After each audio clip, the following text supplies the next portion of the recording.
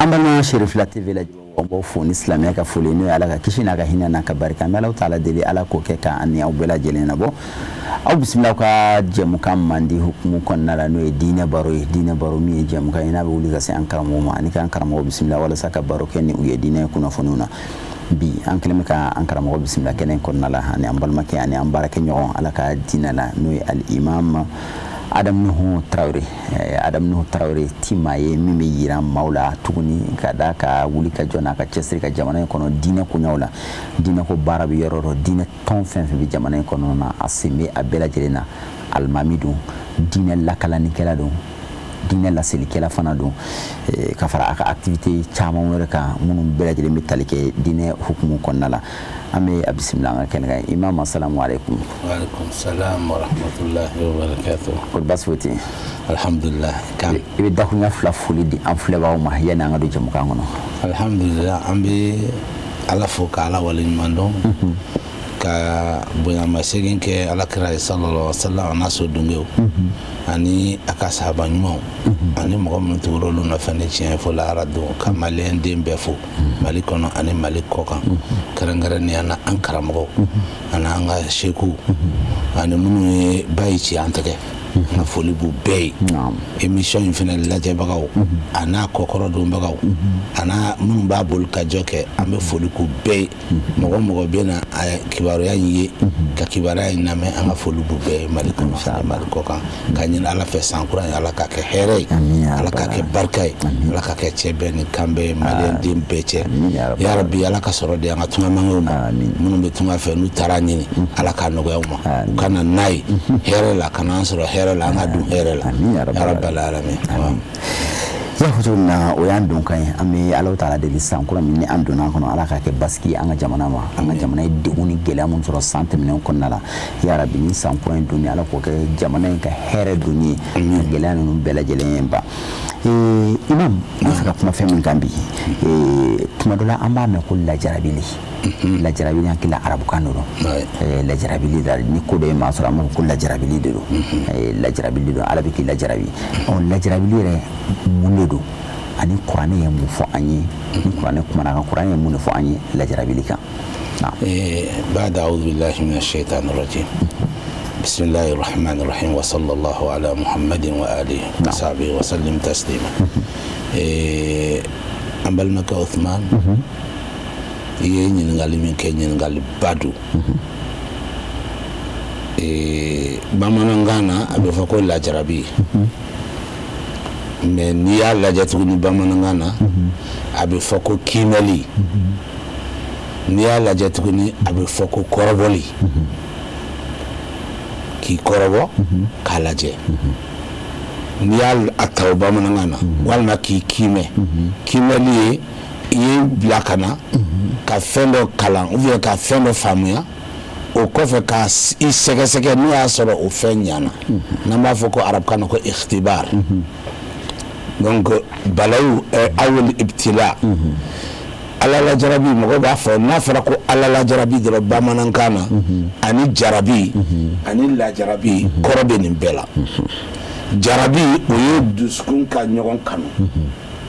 mais ala la jarabi o ye épreuve de to kana ina fa ba fo examen ou bien kimeli bamananga menaw fe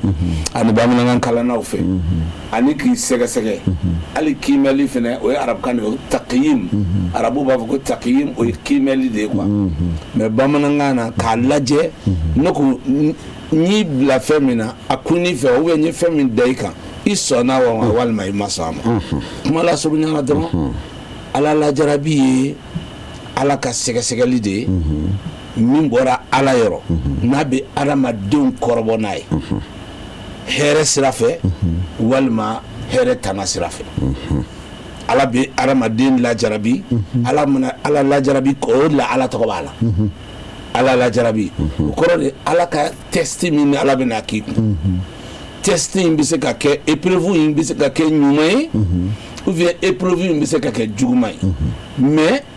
abora jonioro mi idami mi don i kɔnɔna ni kɛnɛmana i bi ani sini min b'o o dɔn ale de b'i kɔrɔbɔ n'a ye k'a lajɛ bon n'i kɔrɔbɔli in yɛrɛ jateminɛ an b'a fɔ min ma ko ala lajarabi ala ka taabolo de don a ka jɔn kan pour que ka adamadenw k'u kɛrɛnkɛrɛn walima an b'a fɔ ko k'u tɛntɛn ala bɛ minnu tɛntɛn a b'olu lajarabi de i n'a fɔ ni examen bɛ kɛ juste an b'a lajɛ meilleur élève ou meilleur étudiant ka se ka a yɛlɛn tɔw sanfɛ nɔti min b'a tɛmɛ tɔw kan o b'a sɔrɔ a sira a ɲɛna ka fɛn dɔ de fɛn min n'i kɔrɔbɔ donc i bɛ labɛnw kɛ o kɔrɔbɔli mana na cogo o cogo la sixième mana na cogo o cogo la e b'a aborder quoi bon o ye ala ka kabako de ye a bɛ adamaden bɛɛ kɔrɔbɔ n'a ye wa ala taabolo de y'o ye pour que ka adamaden ka limaniya degré dɔn karisa ka limaniya ka bon walima karisa ka limaniya ka ma bon ka se k'o dɔn ka tila tuguni jurumu k'o yafa c'est à dire n'a y'i testé ni fɛn dɔ ye i b'a sɔrɔ a bɛ n'o kɛ k'i ka jurumuba dɔ yafa ou bien a bɛ n'o kɛ darajaba dɔ y'i bolo k'i layɛlɛn k'i bila fɛngɛ dɔ dayɛlɛ opportunité dɔ dayɛlɛ ye mais opportunité in tɛ dayɛlɛ ye abada fo i ka ala jonya ka sabati an yɛrɛ b'a fɔ an ka bamanankan ou an ka nansarakan na quand on aime il faut le mettre à l'épreuve ko n'i bɛ mɔgɔ fɛ a kɔrɔbɔ ni fɛn ye tiɲɛ ye walima ni fɛn bɛ fɛn de nɔfɛ walima n'a bɛ fɛ ka mago ɲɛ e la dɔrɔn ka tɛmɛ de walima aw n'a ka jɛ bɛna kɛ tiɲɛ yɛrɛ yɛrɛ kan walima a bɛna kɛ nkalon kan i bɛna ni kɔrɔbɔli fɛnw de ye kɛ wa ala fana n'i ko i bɛ ala fɛ ala y'o de fɔ kuran kɔnɔ n'aw ko k'aw bɛ ne ala fɛ ne b'aw to ten ka sɔrɔ m'aw kɔrɔbɔ wa o tɛ se ka kɛ o n'aw bɛ ne fɛ dɔrɔn fo n ka kɔrɔbɔ n'i y'aw kɔrɔbɔ fana o tuma na minnu sabalila kɔrɔbɔli in kɔrɔ n bɛna olu de la passé n bɛna olu de tɛntɛn k'olu de ta bon donc ni minnu binna olu bɛ bin donc kɔrɔbɔli a b'a fɔ olu ma ko ala kɔrɔbɔli ou bien ala lajarabi ala bɛ ka karisa kɛrɛnkɛrɛn ou bien ka karisa sugandi a kɛkunba a n'a kɔrɔ belebele ye nin de ala ka kɔrɔbɔli a ka jɔnw na k'a lajɛ min bɛna kɛ sabalibaga ye ani min tɛna kɛ sabalibaga ye min ka kan ka yɛlɛ ani min ka kan ka jigin donc lajarabi in bɛ fɔ a tɛ bɔ mɔgɔ bolo a bɛ bɔ ala yɔrɔ o de la u b'a fɔ ko ala lajarabi lajarabi a bɛ se ka na maa ma cogo jumɛn alhamdulillah Ustaz Osman ala ka yɛrɛ k'an ye lajarabi ye ala ka ko de fɔlɔ yɔrɔ mɔgɔ tɛ dicté kɛ ala kun ala ne ka lajarabi bɛn nin sugu ma mɔgɔ t'o choisi ala ko ale ala tɛ ɲininka a ka kɛta la mais anw minnu n'a y'anw dan dɛ anw de bɛ ɲininka pourquoi i ye nin kɛ o la lajarabi façon ka ca ala bolo lajarabi façon an bɛ se ka dɔɔnin de fɔ a la plateau in kan mais minnu bɛ k'a lajɛ ani minnu bɛ k'a lamɛn o bɛɛ lajɛlen bɛ se ka na n'i ka lajarabi dɔ ye k'o fara kan k'a dɔn ko jani fana bɛɛ de bɛ lajarabi kɔnɔ. o bɛ se ka misaliya damadama d'aw ma. misaliya damadɔ bɛ yen lajarabi n'a ta bakurunba fila a bɛ dɔw lajarabi ni ɲuman ye a bɛ dɔw lajarabi ni juguman ye ɲuman ni juguman anw de bolo adamadenw ka calcul la quoi a n'an ka philosophie la i ma misaliya dɔ ye jumɛn a bɛ dɔ lajarabi ni den saya ye i b'a sɔrɔ a bɛ den sɔrɔ koyi denw bɛ balo u bɛna taama se taama ye tuma min na dɔw bɛ fatu an bɛ taa ni misaliya belebele o la alakira sallallahu alaihi wa sallam a ye alakira lajarabi n'o a ka denkɛw ka saya la a ka denkɛw ka saya la a n'a denmuso yɛrɛ parce que denmuso min tora a kɔfɛ bɛɛ b'o kalama o de ye Fatimata Zahra alayha salam donc kira lajarabila n'a denw saya ye ala ka nabi ɲuman bɛɛ ani kiraw bɛɛ ani walijuw bɛɛ ani jɔnɲumanw bɛɛ ani adamaden danbetigiw ni hɔrɔnw bɛɛ mɔgɔ o mɔgɔ bɛ yen nɔ ni i ka di ala ye ala y'i tɛmɛ lajarabi dɔ fɛ a ye dɔw ta kɛ densa ye i n'a fɔ n ye misaliya k'i ye cogo min a ye dɔw ta kɛ nafolo kasara ye k'i nafolo sɔrɔ u bɛ baara kɛ ka wari sɔrɔ fo mɔgɔw dabali bɛ ban mais nafolo bɛ na bali ka tunu ou bien ka bali ka tiɲɛ u ye kasara i bɛ taa don bagan na sa bagan bɛɛ b'a da ka sa don kelen walima i bɛ taa don bolifɛn na bolifɛn bɛ accident kɛ walima i b'a don dugukolo la dɔ bɛ na ka na fɔ k'ale ka titiri b'o kan ou bien fɛn dɔ b'o kan walima i bɛ taa c'est à dire o ye nafolo tiɲɛ cogo sugu bɛɛ bɛ Ala bolo nka se ka min calculer k'a dɔn a bɛ dɔw la jarabi ni teri ye i b'a sɔrɔ mɔgɔw bɛ na u nɔfɛ ko teriya ka d'a ye mais i b'a sɔrɔ Ala bɛ teri minnu d'a ma Ala b'a kɔrɔbɔ n'olu ye soit olu yɛrɛ de bɛ taa tiɲɛ olu yɛrɛ de bɛ taa saboter anw b'a ka so kɔnɔ su ni tile anw b'a dɔn ka tɛmɛ aw kan n'a ye min fɔ a ɲɛ tinɛni mana min fɔ mama ɲɛngo la a dɔnbaga la jɛ de y'a fɔ donc a bɛ dɔw la jarabi ni balima yɛrɛ aw ye fa kelen ba kelen walima aw bɛ fa kelen na walima aw bɛ ba la mais i b'a sɔrɔ jugu foyi t'olu la diɲɛ kɔnɔ ni e tɛ pourtant i ka hɛrɛ ani i ka bonya ani i ka majigi o de bɛ ka ta k'u bɛɛ sɛgɛrɛ donc nin ye lajarabi qualité dɔ ye lajarabi dɔ bɛ yen nɔ a b'a kɛ a bɛ sɔn nafolo la pour que k'a lajɛ i kun tɛ foyi ye i b'a sɔrɔ i fa yɛrɛ tun bɛ garibuya kɛ garibu ma nɛnɛ tɛ dɛ i b'a sɔrɔ i fa yɛrɛ tun bɛ luwanse la i b'a sɔrɔ i fa yɛrɛ tun bɛ sɛnɛ c'est à dire condition sugu dɔ la mais Ala bɛ nin kɛ nafolotigi ye fo diɲɛ bɛɛ b'a bolo sigi la a bɛ nin kɔrɔbɔ de a bɛ an b'a fɔ yɔrɔ min ma ko Ala lajarabi a bɛ ka Ala lajarabi de da i kan k'i ka nafolo e yɛrɛ kilo tɛ tɛmɛ kilo 15 kan ou bien kilo 20 kan mais cɛw bɛ na jɔ e ka magasin da la ani e ka butigi da la u bɛ kilo 100 ɲɔni ka da u kɔ la k'a ta k'i ka magasin fa u tatuma mana se i b'u ka wari compter k'a di ni fanga kun don e b'a sɔrɔ olu la o de la arabu ko ko law kanatil arzaku tajri ala alhaja la halakna min jahlihunna albahaimu ko ni nafolo ni garizigɛ kun bɛ di ni intelligence ye karisa b'a dɔn de ko bagan kun bɛ sa bagan bɛɛ kun bɛ da ka sa parce que olu t'a dɔn olu bɛ bɔ dɔrɔn n'u ye bin sɔrɔ dɔrɔn u b'a dun donc i b'a ye Ustaz Usman lajarabi modèle caman de bɛ Ala bolo dɔ bɛ yen a b'i den bɛɛ balo i ɲɛna k'u bɛɛ don so la i ɲɛna a bɛ lajarabi e ye mun fɔ u ye yanni ka taga i ye mun don u bolo Ala dɔn sira kan yanni ka taga i ye mun don u bolo sinji tugu ni balimaya sira kan yanni k'i kɔ don a bɛ dɔw lajarabi ni place ye Usman kabako don a bɛ dɔw lajarabi ni leadership ye i bɛ kɛ leader ye ou bien i bɛ kɛ président de la république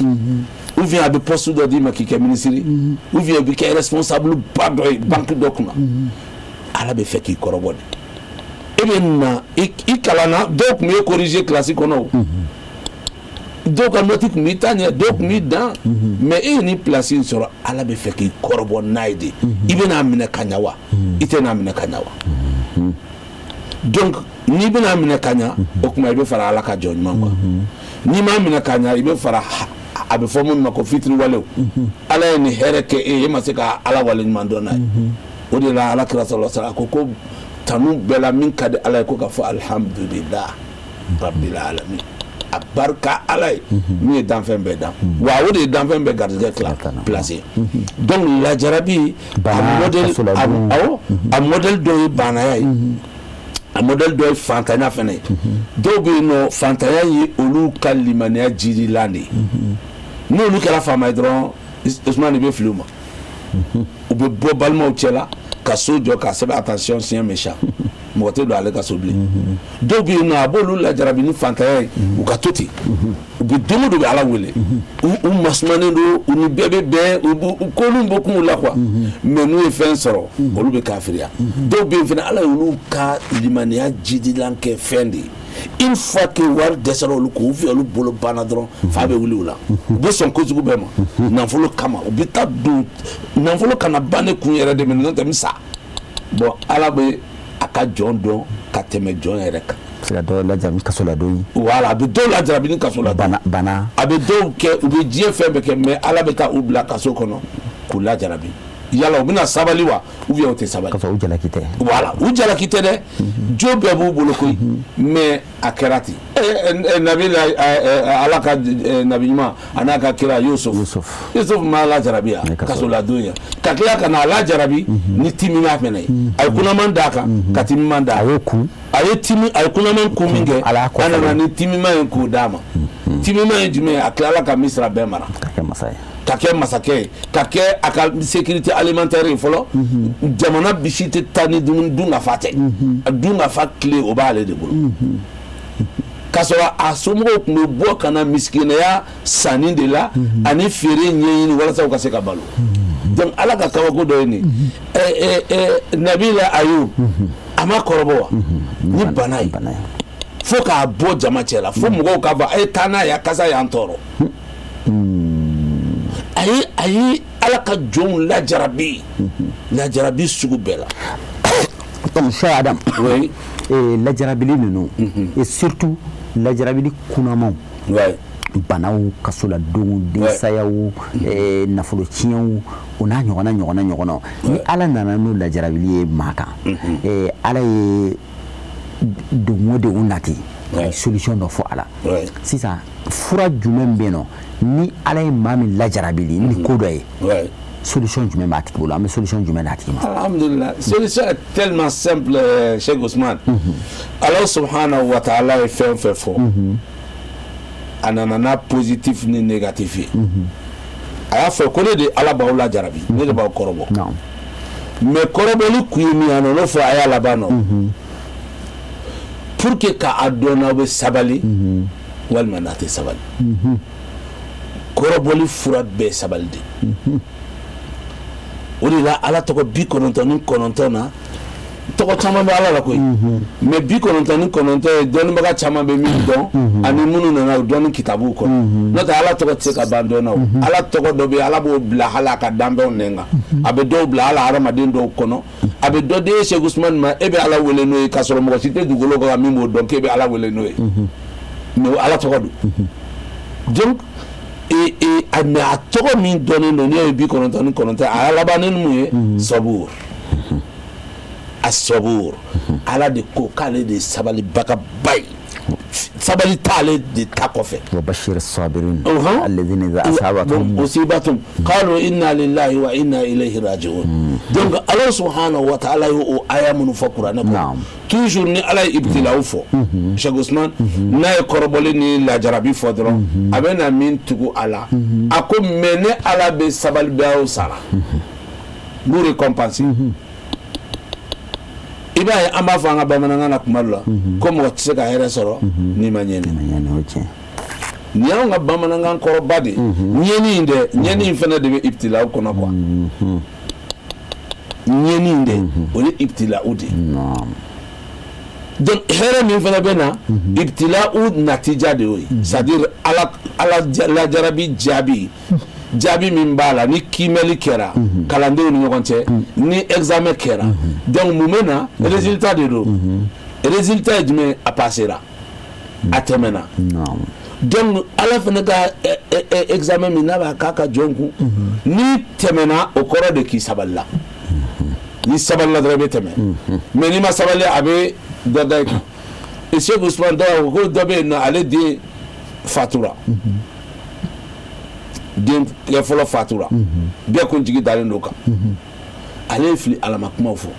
o yɔrɔ in na an b'o fɔ mɔgɔw ye i k'i kɔlɔsi kosɛbɛ ni épreuve n'i bɛ ka a kɛra juguman ye a kɛra ɲuman ye i kɔlɔsi i kana ala dimi kuma fɔ e den sara tɛ ala e bɛ min e ye ne jigi kari ala ye sɔnna ka nin kɛ ne na c'est comme tu es en train de accuser le bon Dieu munna e ye nin kɛ ne na e man kan ka ala dun y'a fɔ n y'a fɔ kuma daminɛ na ala ko ale tɛ ɲininka a ka kɛta la anw de bɛ ɲininka an ka kɛta la bon donc ni épreuve gɛlɛman dar'i kan kana fili ma kuma fɔ o de la alakira sallallahu alaihi wasallam a y'a fɔ ko laysa minna man shaqqa al-juyuba wa daraba al-khududa wa da'a bi da'wati al-jahiliya ko ni masiba ni balawu y'i sɔrɔ ko mɔgɔ tɛ ale kira manton sɛbɛ ye maa min ni ko ye sɔrɔ dɔrɔn i b'i ka duloki kan fara i b'i yɛrɛ tɛgɛ ci kun i bɛ t'i kun dɔw bɛ lamu kɛ k'u kun di dɔw b'u kunsigi bɔgɔti dɔw b'u kolonkolon dɔw bɛ t'u kun ci kogo kun dɔw yɛrɛ bɛ taa juru ja u kan na k'u yɛrɛ faga dɔw bɛ marifa ci k'a ta k'a ci u yɛrɛ dɔw bɛ pɔsɔni dun k'u yɛrɛ faga o bɛɛ sabalibaliya de ye a bɛɛ o sabalibaliya de ye donc n'i ma sabali dɔrɔn sabalibaliya kɔlɔlɔ i b'o sɔrɔ mais ni sabalila don dɔ la ni i ka histoire lakali ou bien ni mɔgɔ y'i ka histoire lakali i m'a ye sabalibaga ba kelen kelen bɛɛ n'a ka histoire bɔra mɔgɔ b'a fɔ Alahu akubar a tɛmɛna nin bɛɛ la mɔgɔw b'a ye mobilibaw kɔnɔ ka waribaw ye fɛnbaw y'a bolo mais o b'a sɔrɔ a tun bɛ totɔ dun kalaya k'a dun a tun bɛ si walibulon kɔnɔ o b'a sɔrɔ a tun bɛ samara kala ka balo cela ne pas dire que k'a fɔ ko an ka m'olu ma dɛ c'est à dire a tun bɛ fɛn dɔw kɛ fɛn min ni e y'a ye don min na e tɛ se k'a imaginer cogo si k'a tɛmɛna nin obstacle fɛ ni sira gɛlɛnw ni nin degun ni koron b'u kɔnɔna minnu n'a tɛmɛn'olu la e tɛ se k'o ye a faamalamaw. Cheikh Adam ninnu hakili la laɲini kumaba faamuna o yɛrɛ na a dɔnna lajarabili ye fɛn min ye o dɔnna ni ala ye maa min lajarabi a fura fana ye min ye o fana dɔnna waati ni a cogoya kama kuma kuncɛ kuma jumɛn b'i bolo ani ka dugawu k'an ye walasa an ka bɔ cogo sɔrɔ kuma kuncɛ kuma min b'an bolo Cheikh Yusuf Cheikh Kan Usman o ye ka ala kana lajarabi dan kan an tɛ se min kɔrɔ amin ya rabbal alamin mɔgɔw fana k'a dɔn mɔgɔ min bɛ lajarabi kɔnɔ n ye lajarabi n'a fɔ kuma daminɛ na lajarabi mɔgɔ bɛ lajarabi kɔnɔ bɛɛ bɛ se k'i ta interpréter i ka manière la i bɛ modèle min na a ɲuman o a juguman o a ɲini ala fɛ ala kana lajarabi da i kan i tɛ se min kɔrɔ bɛɛ ka sabali fana ala ye fura laban min d'an ma lajarabi la o de y'o ye i ka sabali ni sabali la wallahi i bɛ sabali tɔnɔ bɔ ko ala bi sabri tablugu ma turidu wa bi taqwa yalinu lakal hadidu ko ni sabali la sabali bɛ muɲu bɛ si bɔ sɛkili la a b'a fɔ an ka bamanankan na ten ko wa n'i siranna ala ɲɛ hali nɛgɛ bɛ magaya i ye siga t'a la ni fɛn fila an b'o de kɛ ka mɔgɔw ladi sabali ani ala ɲɛ siran ala k'an kɛ sabalibaga ye an b'o dugawu kɛ ala k'an kɛ sabalibaga ye ala k'an kɛ ala ɲɛ siranbaga ye ni siranna ala ɲɛ ala bɛ bɔda d'i ma ni siranna ala ɲɛ ala b'i ka kow bɛɛ nɔgɔya ala k'an fara ala ɲɛ siran jɔn kan ya rabbi ala k'an ye sabalibagaw la sabali de b'a to an sera ka nin kɛ sabali de b'a to aw fana sera k'an lamɛn sabali de fana b'a to jamana yɛrɛ bɛ taga ala ka maliden bɛɛ sabali ɲɔgɔn kɔrɔ wa sallallahu ala muhammadin wa alihi wa sahbihi wa sallim walhamdulillahi rabbil alamin. I n'a fɔ an karamɔgɔ bɔra k'a fɔ cogo min na lajarabili ye ala ka ko de ala bɛ min da a ka jɔn kan tuma dɔw la ni maa ko k'i bɛ ala fɛ ala t'i to yen fa k'i lajarabi k'i kɔrɔbɔ k'a lajɛ limaniya min n'i bɛ k'a fɔ i nɛn kan n'a sɔrɔ tiɲɛ la a bɛ e dusukun na ka d'a kan kanu